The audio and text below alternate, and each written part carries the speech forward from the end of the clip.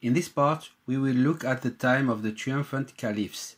First, the Rashidans, caliph, whom you are beginning to know, then the Umayyads, and finally the Abbasids. On Monday, June 8, 632, at the end of the morning, the Prophet dies in the arms of Aisha.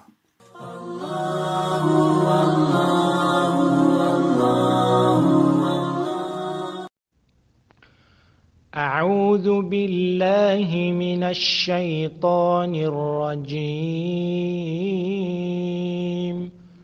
بسم الله الرحمن الرحيم واتل عليهم نبأ إبراهيم إذ قال لأبيه وقومه ما تعبدون.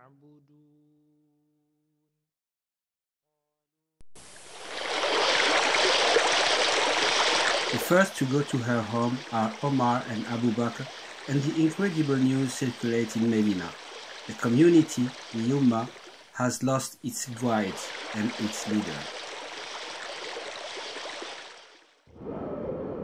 Then losing a moment, the most representative of the Ansar, the auxiliary Medinese who had hosted the Mecca in 622, meet under the awning, a sakifa in Arabic, a house belonging to the clan of Banu Sa'ida, an important Medina family.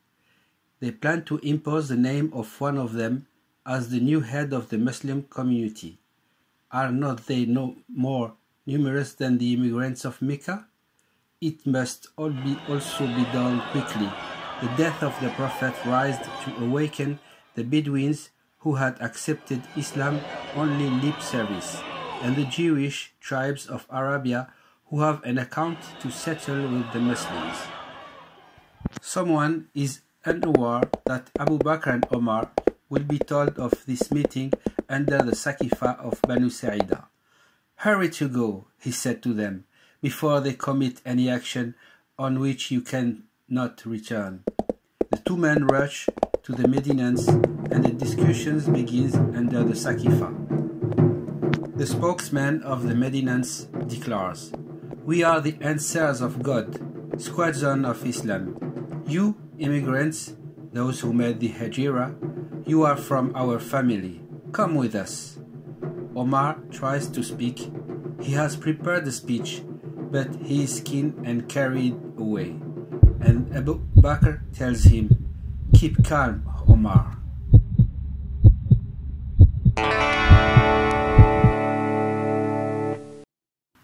Then this old man, wise and courageous, harangues the Medinians. "What you say is true, but never the Arab will accept the authority of a leader who would not be a Qurayshite, the noblest clan from Arabia.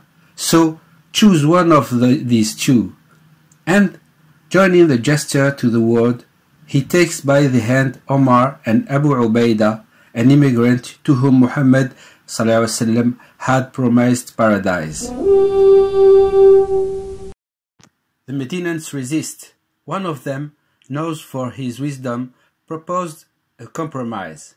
"Let us elect two successors, one of ours, the other at home, O Quraysh.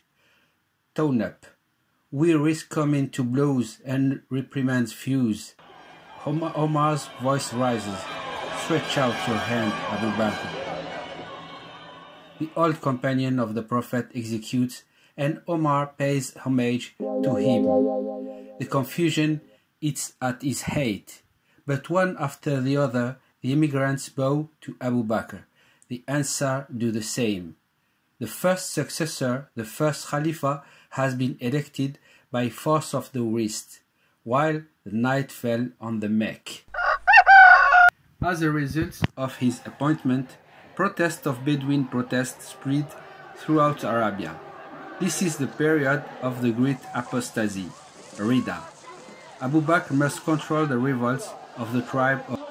After this battle, in which nearly 1,200 Muslims, 39 of whom were great companions and 70 Quran masters, lost their lives, Omar urged about Abu Bakr to consider the preservation of the revealed verses.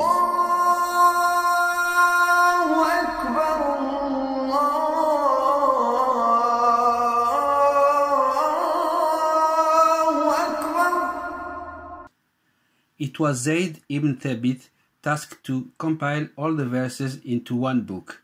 This book, when completed, was kept by Hafsa, one of the wives of Muhammad ﷺ and daughter of Omar ibn Khattab.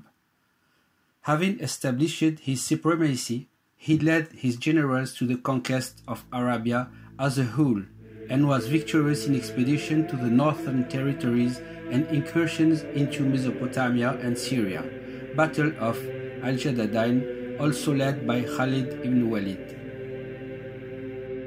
According to Tabari, Abu Bakr reportedly ordered his soldier, "Avoid treason. If you do booty, do not steal anything. If you are victorious, do not kill women or unarmed children. Do not destroy anything. Do not cut free trees.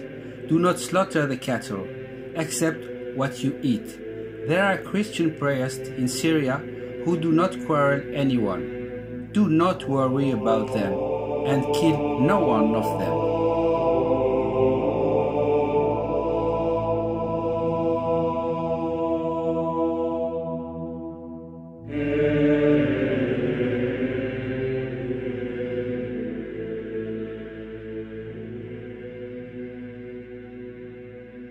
Abu Bakr died on August 23, 634, according to the Gregorian calendar, at the age of 63 in the city of Medina, following an illness which he could not recover because of his old age.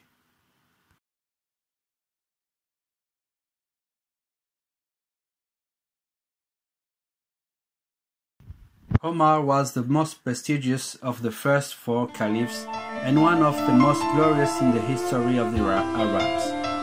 He was the first great Arab conqueror since, under his reign, the state built by Muhammad ﷺ grew from Syria at the expense of the Byzantines, whose emperor was Heraclius I, who reigned in 610. Iraq, called Mesopotamia and held by the Sassanid Persians, Egypt and Tripolitania, Byzantine provinces. These conquests were made quickly between 634 and 641, thanks to Arab generals Khalid in Syria, Al-Mutanhanna in Iraq, Amr al-As in Egypt. He pushed his troops to Benghazi. The conquest of Persia, Omar's military masterpiece, took 6 years for the Muslims who had captured Kandeshapur in 638, but only became masters of the Iranian land after the Battle of Nahrawan in 642.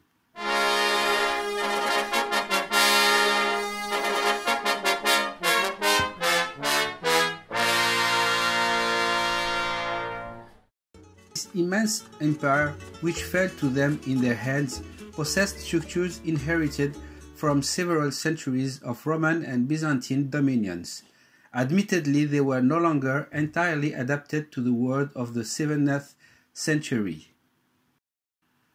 But the Arabs had the intelligence to preserve them, contenting themselves with replacing the officials of the empire with Arab soldiers and maintaining a statu quo to which the occupied populations were sensible. Their fate was in some cases even better, since monophysite Christians found themselves on an equal footing with other Christians.